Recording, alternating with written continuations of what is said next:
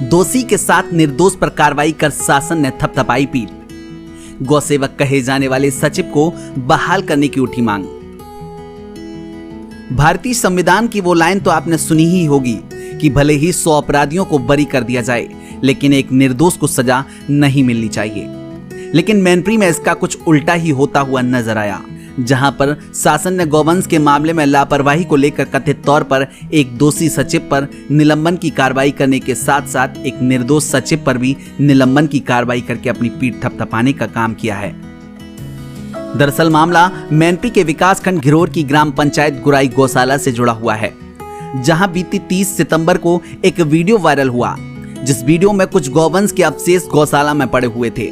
पहले तो मामले पर लीपापोती करने का प्रयास किया गया, लेकिन जब मामला मीडिया के कानों कान तक पहुंचा तो शासन के भी कान खड़े हो गए, जिस पर एक्शन लेते हुए पंचायत सचिव नरेंद्र कुमार पर निलंबन की कार्रवाई की गई।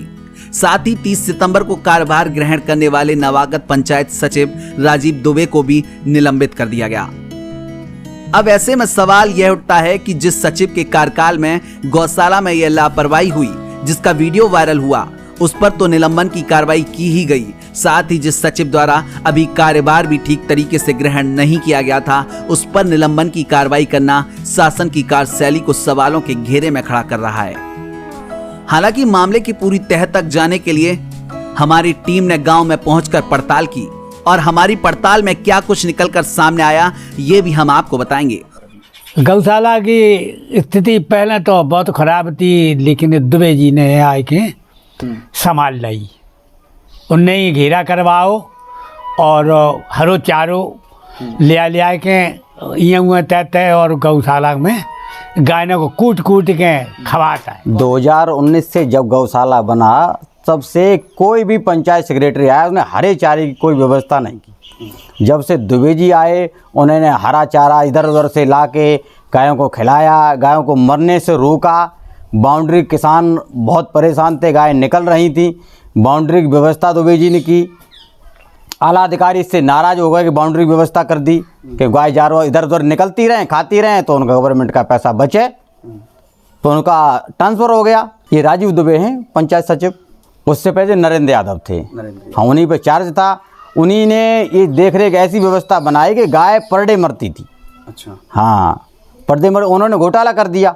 अच्छा, लेकिन प्रशासन ने जो वीडियो वायरल हुआ उसके बाद जो कार्रवाई की है, उसमें दुबे जी जो आप बता रहे हैं, राजीव दुबे, उनको भी सस्पेंड कर दिया। क्या उनको तो गलत कर दिया। उनके ज़माने में तो व्यवस्था बहुत अच्छी थी। उन्होंने चार्ज 30 तारीख को लिया, उससे पहले वीडियो बन गई और थोप दिया उन पे कि दुबे जी ने वीडियो बनवाई है कि वहाँ गौ टेकर जो हैं वो दुबे जी से इसी बात पे नाराज़ हैं। गौ की व्यवस्था दुबे जी अच्छी बनाते हैं, गौशाला की साफ़ सुथरी व्यवस्था करते हैं, उनको चारा इधर उधर से ला के खिलाते हैं। इससे गौ टेकर नाराज़ हैं, उनको काम न करना पड़े। दरअसल हमारी टीम जब विकासखंड घिरोर के ग्राम गुराई गौशाला में पहुंची तो वहां के स्थानीय लोगों ने बताया कि पंचायत सचिव नरेंद्र कुमार की तैनाती से पहले राजीव दुबे की तैनाती थी, जिनके कार्यकाल में गौशाला की स्थिति पूरे जनपद की गौशालाओं से बेहतर थी। लेकिन यह जो वीडियो वायरल हुआ यह सचिव नरेंद्र कुमार के कार्यकाल का है, तो आखिरकार नवागत सचिव दुबे पर निलंबन की कार्रवाई क्यों की गई? दरअसल यह सवाल हमारा नहीं बल्कि स्थानीय लोगों का है। ग्रामीणों का साफ तौर पर कहना है कि वायरल वीडियो सचिव नरेंद्र कुमार के कार्यकाल का है, तो फिर नवागत सचिव राजीव दुबे पर कार्रवाई करना कहां तक उचित है, जिन्होंने अभी ठीक तरीके से कार्यभार भी नहीं संभाला था। स्थानीय लोगों की माने तो नवागत सचिव राजीव दुबे खुद गौ भक्त हैं, जिन्होंने खुद गौशाला पर रहकर गौवंश की देखरेख, भोजन, पानी, दवा आदि की व्यवस्था को खुद संभाला है। फिलहाल तस्वीरों में हम आपको साफ तौर पर दिखा रहे हैं कि किस तरह नवागत सचिव राजीव दुबे अपने पहले के कार्यकाल में किस तरीके से गौवंशों की सेवा करते थे, और यह हम नहीं कह रहे, ये तस्वीरें साफ तौर पर बयां कर रही हैं।